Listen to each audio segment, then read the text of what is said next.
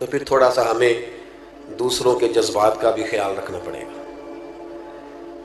یہ ٹھیک ہے کہ بڑا آدمی دیر سے آتا ہے، لیکن بڑا آدمی کبھی یہ پسند نہیں کرتا کہ کوئی اس کے لیے بیچارہ منتظر بیٹھا رہے۔ یہ نہیں ہو سکتا کہ ہٹو بچوں کی داستانوں میں کئیوں کے دل ٹوٹ جائیں۔ دوسروں کے جذبات کا خیال رکھنا، احساسات کا، ہمارے ہاں نا یہ مسئلہ بن گیا ہے کہ اپنی ذات سے معاملہ شروع ہوتا ہے، اپنی ذات پر ختم ہو جاتا ہے۔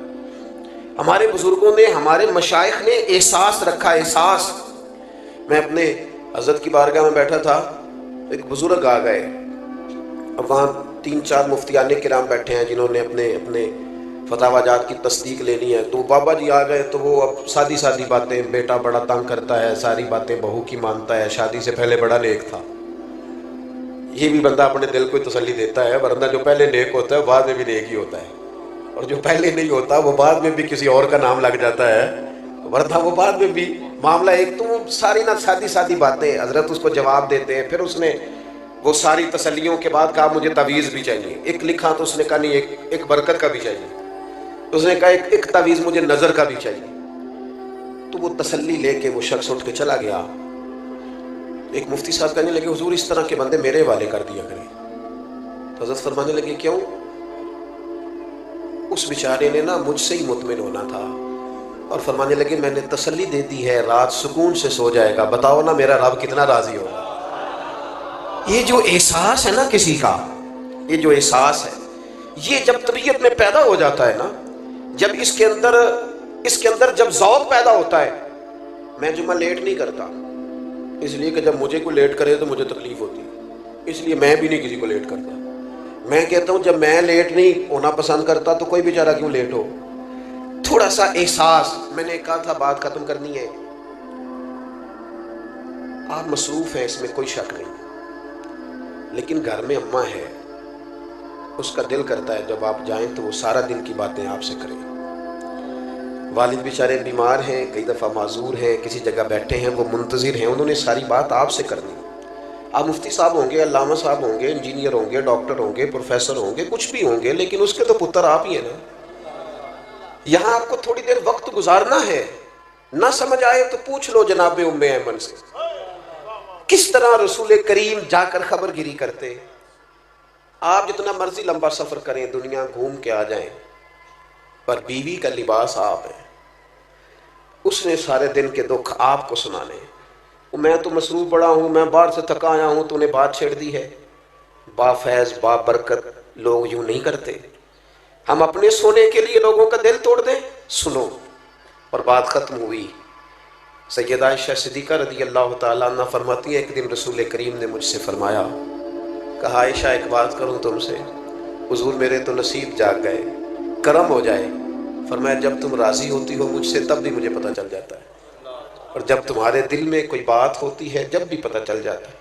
کہتی ہیں میں فٹافٹ اور زیادہ امتن گوش ہو کے عرض کرنے لگی حضور میں اور آپ سے ناراض؟ تو فرمایا بتاؤں پھر؟ یا رسول اللہ فرمائیے۔ فرمایا عائشہ تم کبھی کبھی قسم اٹھاتی ہو؟ یا رسول اللہ اٹھاتی ہوں۔ فرمایا جب راضی ہوتی ہو تو کہتی ہو مجھے محمد مصطفیٰ کے رب کی قسم، اور جب تمہارے دل میں کوئی بات ہوتی ہے تو پھر کہتی ہو مجھے حضرت ابراہیم کے رب کی قسم۔ حضرت عائشہ صدیقہ کہتی ہے میں تمہیں بتا نہیں سکتی لوگوں میری کیفیت کیا تھی۔ وہ بات کہاں یا رسول اللہ آپ لفظوں تک کا خیال رکھتے ہیں، جملوں تک کا احساس فرماتے ہیں کہ کوئی کیا سوچ رہا ہے، کیا بول رہا ہے، کہاں تک سوچے گئی ہوئی ہے۔ فرماتی ہے میں جب بھی اس بات کو سوچتی میں رو پڑتی کہ حضور اتنا زیادہ خیال ہم نے نہ چھوڑ دیا ہے، اپنی زندگی میں محو ہو گئے، مست ہو گئے۔ میرے دوستوں میں سے جب کوئی مجھے کہتا ہے نا تھوڑا ڈرائیور، تو میں کہتا ہوں یار وہ ٹھیک ہے آپ نے جس طرح بھی کہہ دیا، پر میں تو گاڑی میں سو جاتا ہوں، بیچارہ جاگتا رہتا ہے، وہ اس کو اسٹریٹ سیدھا دیکھنا ہے، میں تو لیکن قدر نہیں ہے نا، احساس نہیں ہے۔ ہم نے سوائے اپنے دائیں بائیں دیکھنا چھوڑ دیا ہے۔